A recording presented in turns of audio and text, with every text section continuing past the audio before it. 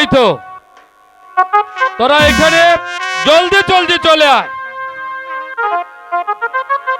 আমার এই দেব মন্দিরে আমি তোদেরকে বিয়ে দেব। হরে হরে কৃষ্ণ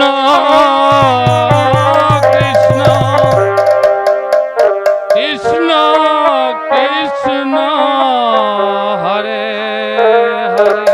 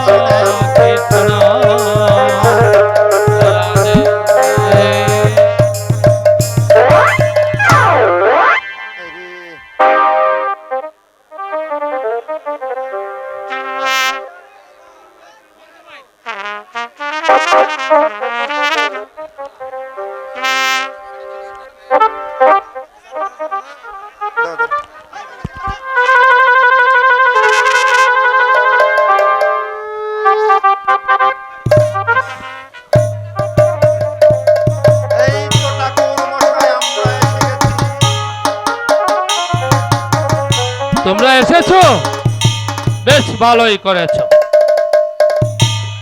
তুমি এদিকে আসো আর তুমি এদিকে আসো।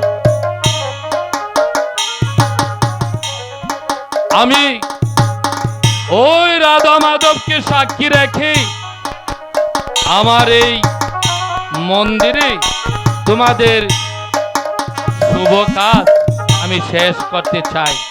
আমি বুঝেছি তোমাদের মনের সব রহস্য বুঝেছি। এই নাও ফুলের মালা, এই তো নাও ফুলের মালা। তোমরা একে অপরকে এই মালা গলায় পড়ি রাধা মাধবকে সাক্ষী রেখে তোমরা বিয়ের কাজ ছেড়ে পেল। এখন আজ হতে তোমরা একজন আরেকজনকে স্বামী স্ত্রী হিসাবে বরণ করে নেবে, এতে আর কোনো বাধা থাকবে না। আমি তোমাদের এর বিয়ের সাক্ষী হয়ে থাকবো। তোমরা ওই দূর আকাশে চেয়ে দেখো কত সুন্দর পূর্ণিমার চাঁদ ফুটে উঠেছে। তোমরা এই আনন্দ উপভোগ করো। জয় রাধা মাধব, জয় রাধা মাধব, জয় রাধা মাধব।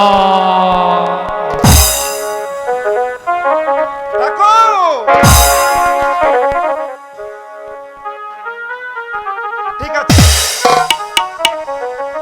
রাধা মাধবকে সাক্ষী রেখে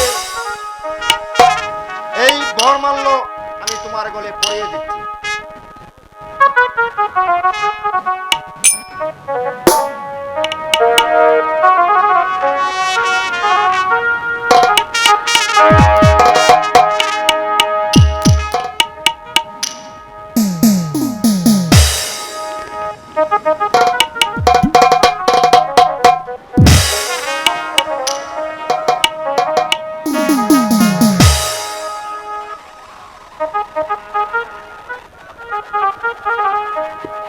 আজ থেকে তুমি হলে আমার স্বামী, তুমি হলে আমার বধূ। হাত ছুঁয়ে বলো তুমি আমার আছো চিরদিন। এই আকাশে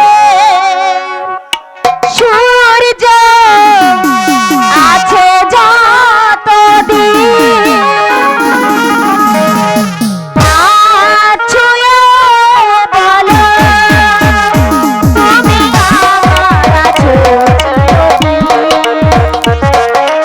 ওই আকাশে সূর্য আছে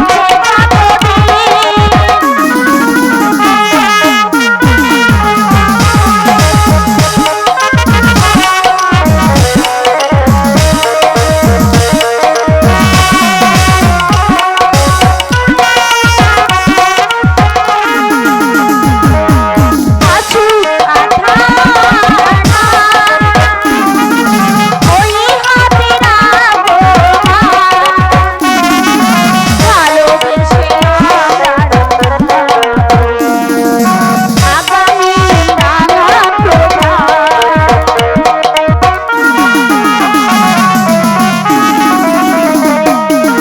আশোক আধানা ওই হাতে রাখবো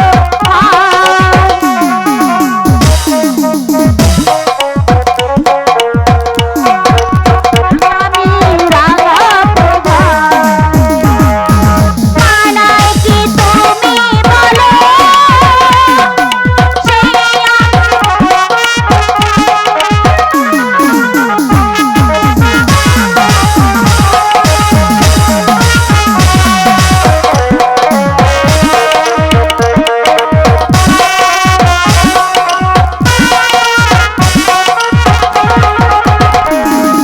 যদি না ফুল ফুটে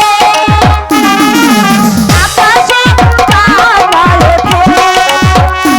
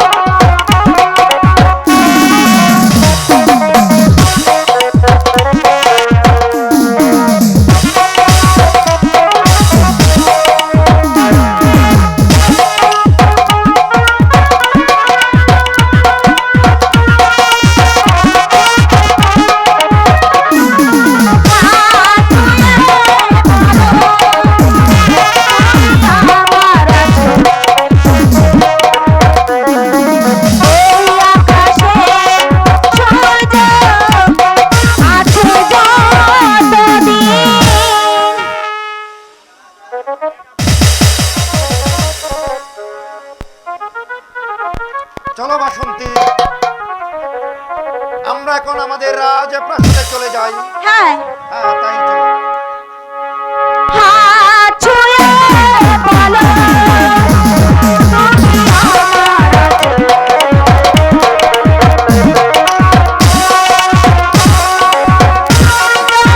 আছে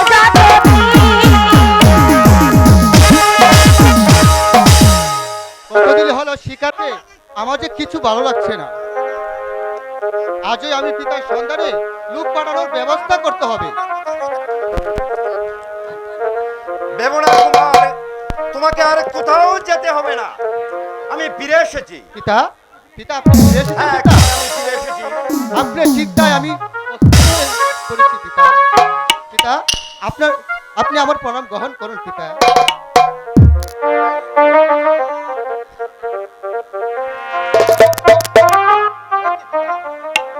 উনিকে পিতা, ওনাকে আমি চিনতে পারছি না পিতা। ওনাকে তুমি চিনতে পারছো না? পিতা, উনি হচ্ছে তোমার মা। আমার মা। হ্যাঁ, তোমার মা। সত্যি বলছো পিতা? হ্যাঁ, আমি সত্যি বলছি বাবা। উনি আমার মা। মা, মাগো, তুমি কি আবার সেই হারিয়ে যাও মা?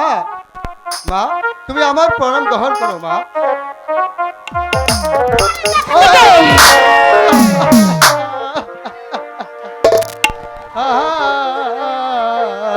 কি করলে রানী? ঠিকই করেছি, আমি কারো মা হতে পারবো না।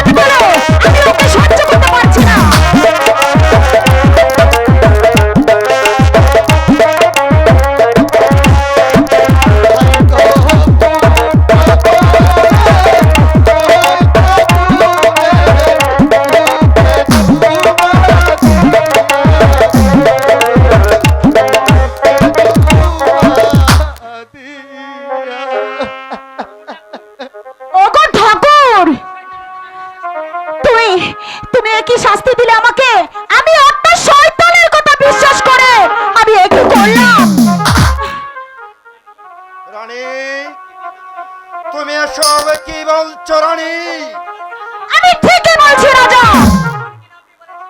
তখন কিনা আপনি বলেছিলেন আপনি বিয়ে করেননি, আর এখন দেখছি একটা ছেলেও রয়েছে আপনার।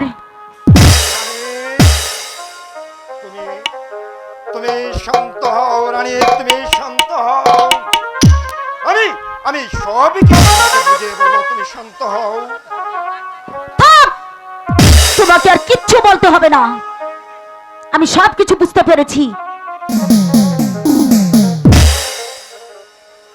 আপনি আপনি দয়া করে এখান থেকে যান, যাই বলছি। আপনি আমাকে একা থাকতে দিন। তাই যাচ্ছি রানী, তুমি শান্ত হও। এসো বাবা রতন। পিতা, তাই চলো পিতা, হ্যাঁ, তাই চলো বাবা। তাই চলো পিতা, তাই চলো।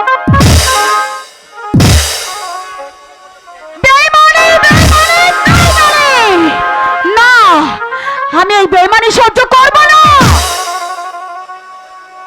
আমার জ্বালার পথ আমি করে কন্ডল আদায় করে নেব, আদায় করে নেব। যদি না পারি তবে আমার নাম বাসন্তী নয়। পরিষ্কার করতে চান মহারানী? আমি একটু জানতে পারি মহারানী? পারবেন সেনাপতি? সে হচ্ছে ভাগ্যের পথ। ভাগ্যের পথ তার মানে? আমি আপনার কথা বিশ্বাস করে নিজের ভাগ্যকে আমি অন্ধকারে ঠেলে দিয়েছি। অন্ধকারে ঠেলে দিয়েছে? হ্যাঁ, অন্ধকারে। তাই সেই ভাগ্যকে আবার প্রতিষ্ঠিত করতে চাই। আমার প্রতিষ্ঠিত তার মানে? হ্যাঁ হ্যাঁ, প্রতিষ্ঠিত। আপনার এ কথাগুলো আমি যে কিছুই বুঝে উঠতে পারছি না মহারানী, একটু বুঝিয়ে বলুন। বুঝিয়ে বলবো? হ্যাঁ তাহলে শুনুন সেনাপতি মশাই, হ্যাঁ বলুন মহারানী। আপনি একটি কাজ করতে পারবেন? হ্যাঁ বলুন। আচ্ছা, আপনি আমার গোপন কক্ষে কেউ যেন না দেখে আপনি আমার সঙ্গে সাক্ষাৎ করবেন। আপনাকে আমি সব কিছু বুঝিয়ে দেব। কি আসবেন তো? অবশ্যই অবশ্যই আসবো মহারানী। শুনুন, হ্যাঁ বলুন। আমি যে আপনার অপেক্ষায় থাকবো, আপনি আসবেন কিন্তু। হ্যাঁ অবশ্যই আসবো। আমি আসি।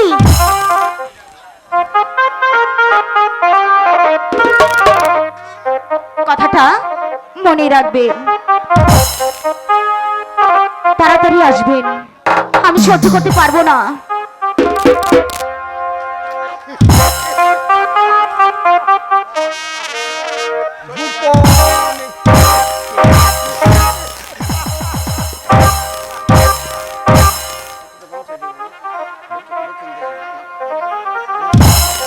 তাই ভাবছি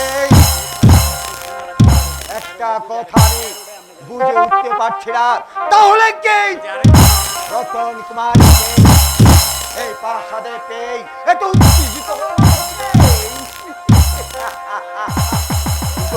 আমি তাই ভাবছি তার কথা আমাকে ভাবিয়ে তুলেছে।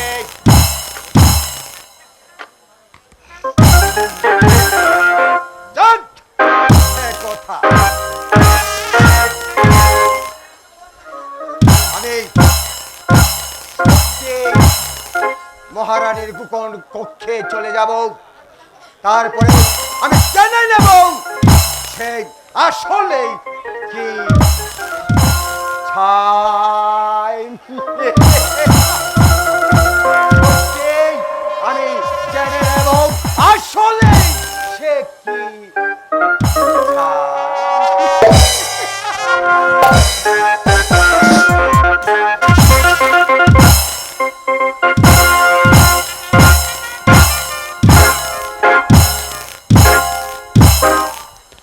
মন্ত্রীবর, আদেশ করেন মহারাজ।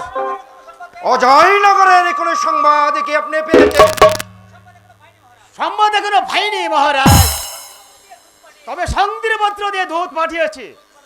দূত পাঠালে কোনো ফল হবে না মন্ত্রীবর, কারণ অজয়রাজ বারবার আমার সন্ধি পত্রকে সে প্রত্যাখ্যান করেছে। ওহে, তাই অজয়রাজকে আমি বুঝিয়ে দিতে চাই, বিজয়রাজ শক্তিতে উঠেই দুর্বল নয়। তাই হবে মহারাজ, তাই হবে। অজয়নগর থেকে দূত ফিরে আসলে আমি সব ব্যবস্থা করবো মহারাজ। আমি ফিরে এসেছি মহারাজ। বলো দূত কি সংবাদ? এবারও অজয়রাজ সন্ধিপত্রকে অপমান করেছে জনাব। সামান্য একটা অজয়রাজ সে আমার সন্ধিপত্রকে অপমান করেছে। তাই নয় মহারাজ, বলো আর কে? তিনি আরো বলেছেন যদি সন্ধিপত্র নিয়ে আর কোন দূত অজয়নগরে প্রবেশ করে তাহলে তাকে নির্মমভাবে হত্যা করবে। এত বড় স্পর্ধা সামান্য অজয়রাজে! যাও, সেনাপতি প্রলয় সেনকে তুমি রাজ দরবারে পাঠিয়ে দাও। আমি তাই করছি মহারাজ। এত উত্তেজিত হবেন না মহারাজ, এই মন্ত্রী গোবিন্দ সিং বেঁচে থাকতে আপনাকে কোনো চিন্তিত করতে হবে না মহারাজ। অজয়রাজকে কিভাবে চেষ্টা করতে হয় সেই কৌশল এই গোবিন্দ সিংকে ভালো করে জানা আছে মহারাজ। আপনি হয়তো বুঝতে পারছেন না মন্ত্রীবর, সেই শয়তান অজয়রাজ সে বারবার আমার সন্ধিপত্রকে প্রত্যাখ্যান করে সে আমার প্রতিহিংসাকে তাই আর পাল্টা জবাব আমি না দিতে পারি। তাই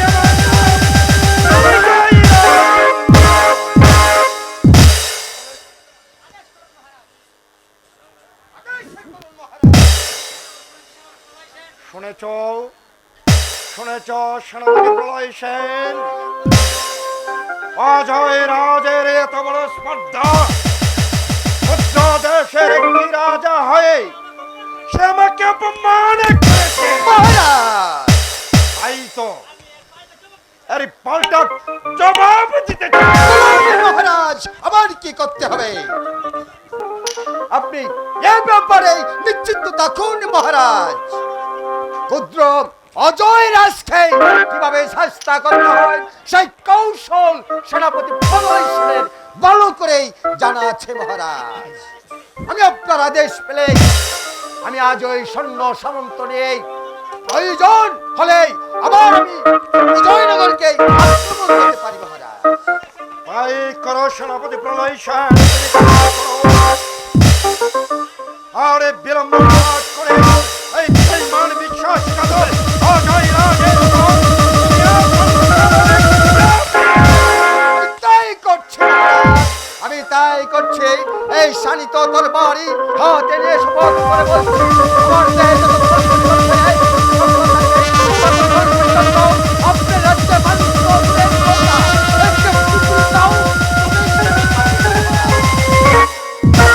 সাবাস, সাবাস,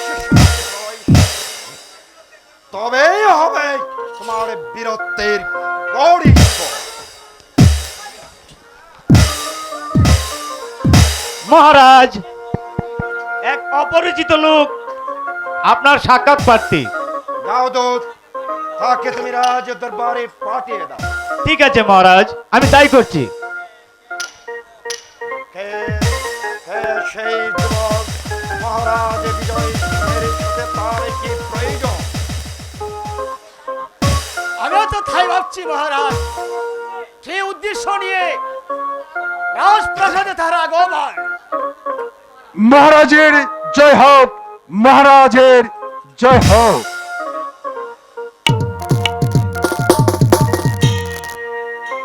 কে তুমি আগন্তক? আর কি বা তোমার নাম? মহারাজ, আমি আপনার রাজ্যের এই সামান্য এক গরিব প্রজা, নাম আমার বিক্রমাদিত্য। কি উদ্দেশ্য নিয়ে আমার রাজ প্রাসাদ আগমন? উদ্দেশ্য তেমন কিছু নয় মহারাজ, ধূমপন্নের জন্য বহুদূর থেকে অনেক আশা করে ছুটে এসেছি আপনার কাছে। দয়া করে আমাকে ধূমপন্ন ভিক্ষে দিন জনাব। ভিক্ষে?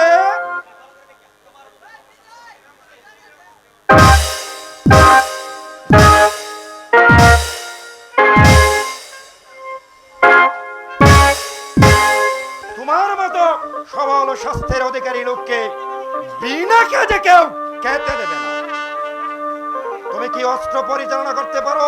অস্ত্র পরিচালনায় পারদর্শী মহারাজ। পারদর্শী। অস্ত্র পরিচালনায় তুমি পারদর্শী। তুমি কি পারবে সেনাপতি প্রলয় সেনের সঙ্গে অস্ত্র প্রতিযোগিতায় পারদর্শিতা প্রমাণ করতে? আমি চেষ্টা করবো মহারাজ।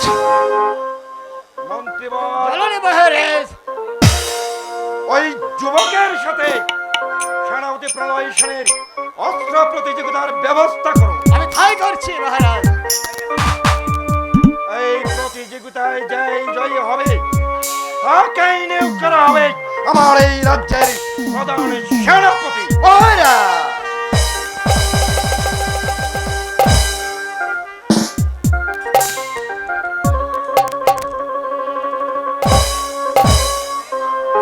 এই দেখো যুবক,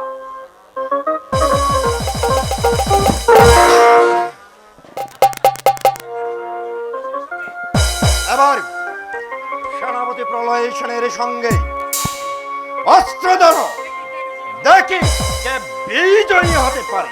সে মহারাজ, আমিও প্রস্তুত। ধরো অস্ত্র, দেখা যাবে কার মধ্যে কে হবে।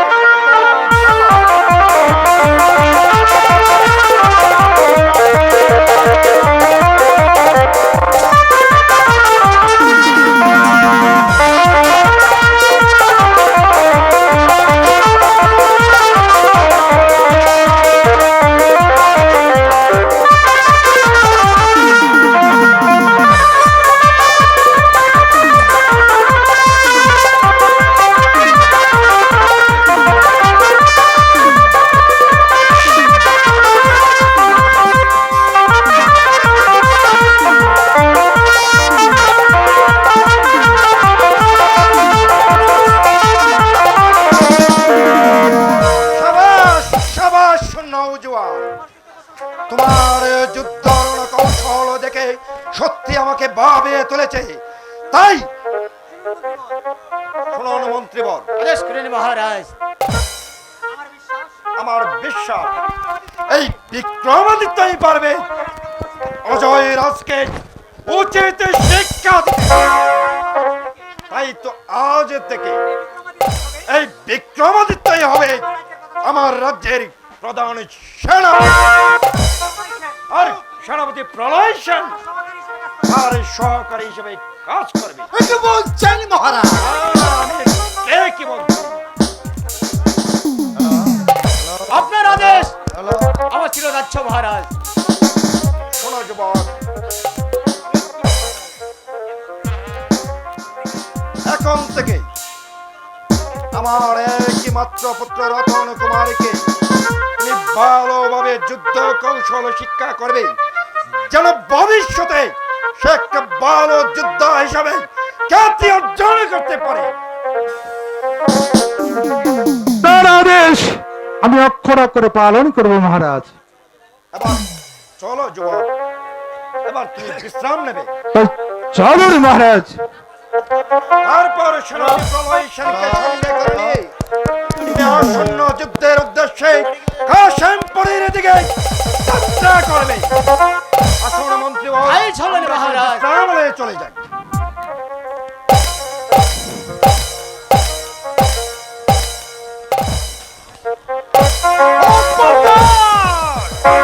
অপমান, অপমান।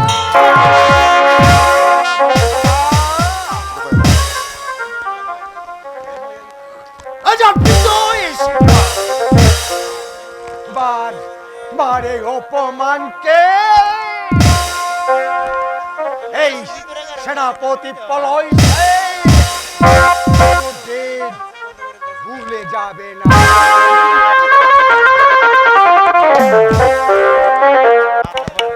রাজা বিজয় সিংহ, তুমি সে আগুন নিয়ে তুমি ছিনিমিনি খেলছো, সেই আগুনে তুমি নিজেই পুড়ে মরবে।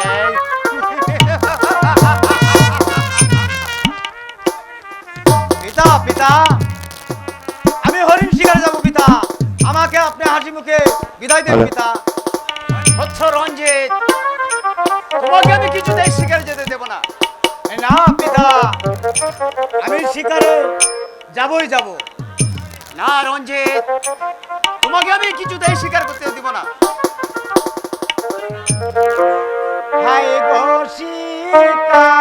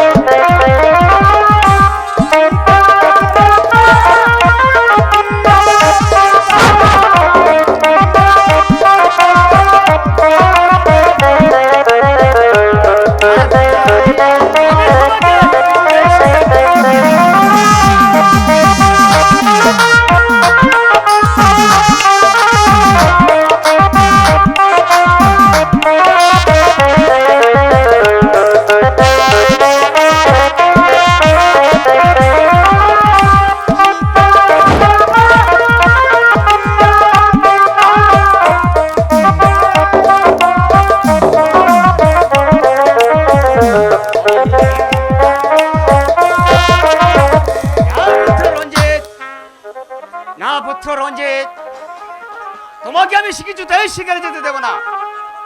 শিকার করতে হলে এই গভীর অরণ্য জঙ্গলে প্রবেশ করতে হয়, সেখানে অনেক জীব জন্তু আছে। যাও পুত্র, তুমি ঘরের ছেলে, ঘরেই ফিরে যাও। হ্যাঁ গো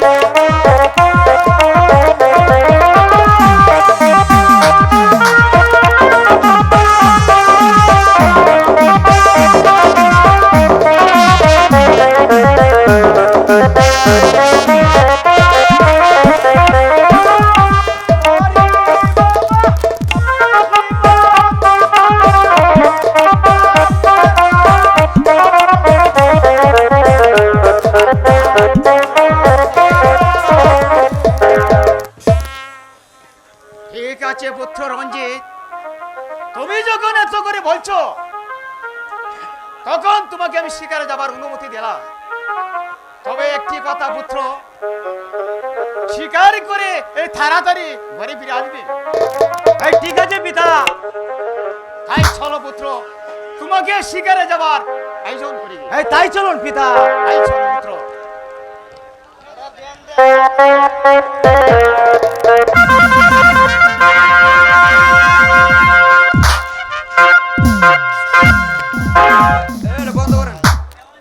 দেওয়ানজি, বলুন মহারাজ। সামান্য বিজয়রাজের রাজ শক্তির বয়ে কাশিমপুরকে আমি হাতছাড়া করতে কখনো দেব না। যেমন করে হোক বিজয়নগরের রাজ শক্তিকে পরাস্ত করে সেই কাশিমপুরকে আমার আয়ত্তে আনতেই হবে।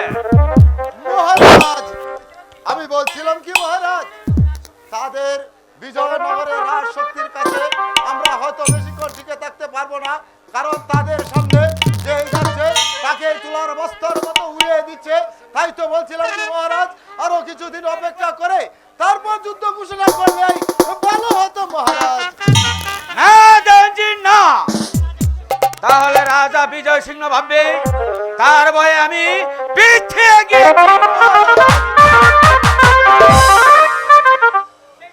সেই সুযোগে বিজয় রাজের সৈন্যরা অনেক কাশিমপুরকে দখল করে নেবে। তাই আমি বলছি আর বিলম্ব না করে ও চিরে আমি সৈন্য সামন্ত নিয়ে যুদ্ধে যাবার আয়োজন করো। এই এখানে কে আছিস? সেনাপতি বিভীষণকে পাঠিয়ে দে। না মহারাজ, সেনাপতি বিভীষণকে আপনি কেন স্মরণ করেছেন? বলুন মহারাজ, আমাদেরকে দিয়ে কি প্রয়োজন মহারাজ? সাব্বাস বিভীষণ, সাব্বাস। সেজন্যই তো আমি তোমাকে আমার প্রধান সেনাপতি পদে বহাল করেছি। এবার আসন্ন যুদ্ধে তোমার যুদ্ধের পরিচয় দেখতে চাই। আপনার এই রাজ্যে আমি দরবার করে আপনার সেবা এই সম্মানিত দরবারে আমার হাতে নিয়ে শপথ করে বলে যাচ্ছি মহারাজ, যতক্ষণ পর্যন্ত এই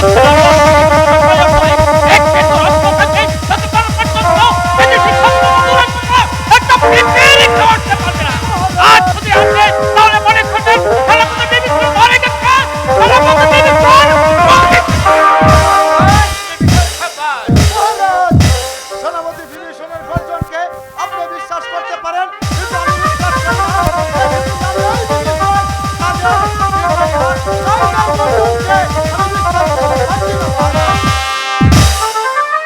এ আপনি ভুল ধারণা দেন যে নিশ্চয় তার কাজের পরিচয় দেবে।